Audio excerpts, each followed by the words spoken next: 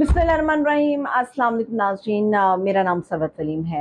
इस वक्त Islamabad high court से आप तमाम लोगों तक एक बहुत बड़ी खबर तो पहुंच गई होगी कि तहरीक इंसाफ के चेयरमैन इमरान खान साहब को तोशा खाना केस के अंदर उनकी सज़ा को मुअत्तल कर दिया गया। ये बड़ी खुशाइन बात है। इस खुशी की खबर का बड़ा शिद्दत से इंतज़ार था, क्योंकि पाकिस्तान के अंदर हालात इतने बुरी तरह से डैमेज हैं और मज़ीद डैमेज हो रहे हैं।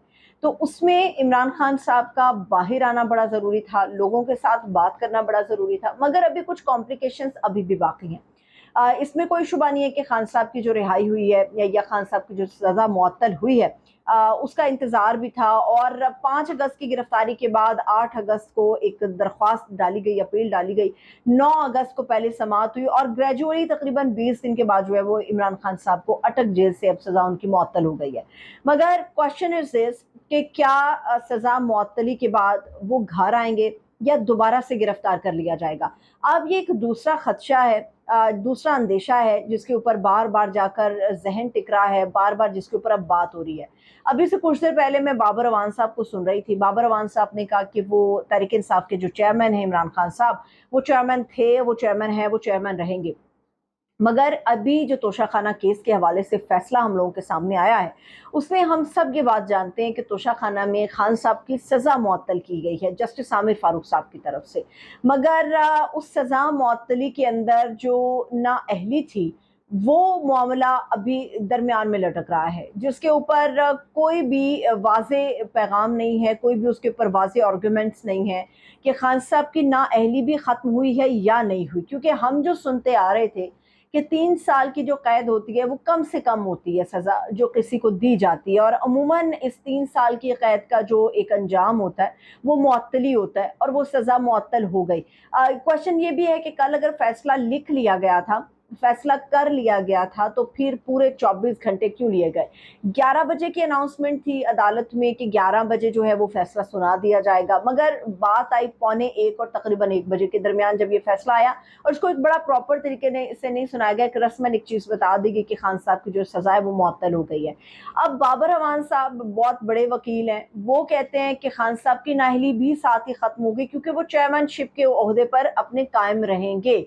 मगर और भी कई मैं माहिर जो कानून है उनको सुन रही थी, जिसमें उन्होंने बड़ा वाज़ेह किया कि तोशाखाना केस के अंदर जस्टिस आमिर फारूक साहब ने अभी तक कोई ऐसी चीज़ नहीं लिखी, ना बताई गई है कि खान साहब की नाअहली ख़त्म हो गई या नाअहली जो है वो बरकरार है। अब इसके अलावा जो अंदर की खबर है वो ये भी है कि खान साहब के बहुत सारे ऐसे केसेस हैं जिनके अंदर उन्हें अबूरी ज़मानतें मिली हुई थी। वो अबूरी ज़मानतें जो हैं वो उनकी अदम मौजूदगी की वजह से उन तमाम ज़मानतों को खारिज कर दिया गया। अभी एटीसी ने भी साइफ़र के अलावा जो एटीसी है उसने भी 9 मई के अंदर जो जलाओ घिराव हुआ, जिन्ना हाउस में हुआ, हमला हुआ, उसमें भी इमरान खान साहब को जो है वो मोर्दे इल्ज़ाम ठहराया, उसमें उनका नाम डाल दिया गया है। जो मोस्ट इम्पॉर्टेंट थिंग है, जिस वक्त जस्टिस आमिर फारूक साहब की तरफ से ये फैसला सुनाया गया, उससे वक्त या उससे चंद लम्हे पहले जो एफआईए की टीम है वो अटक जेल पहुंची है।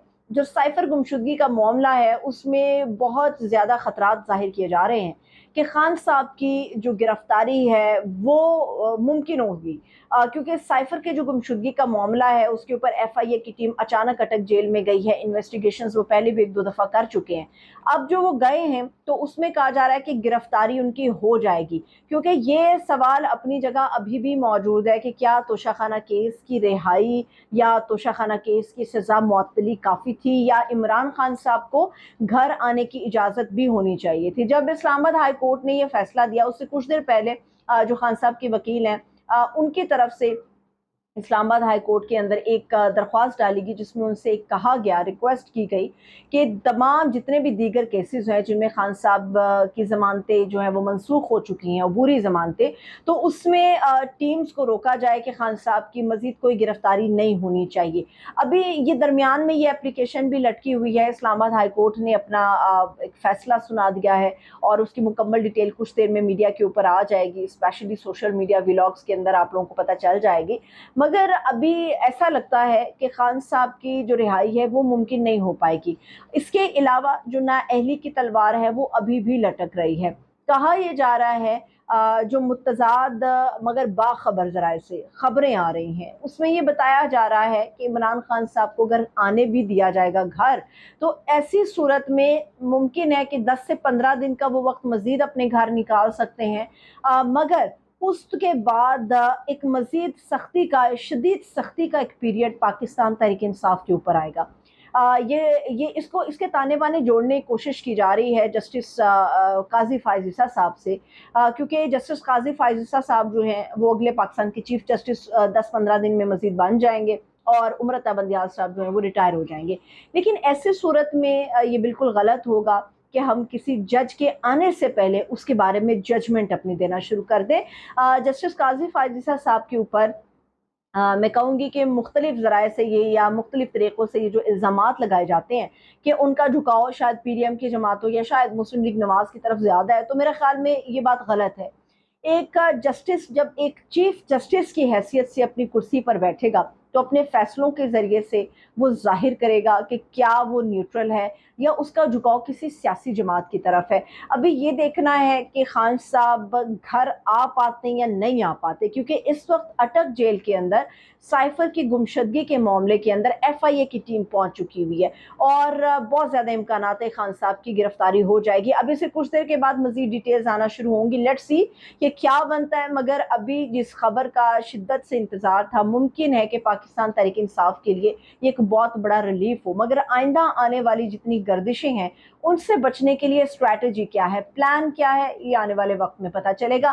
مجھے اجازت دیجیے، اپنا خیال رکھیے، خدا حافظ۔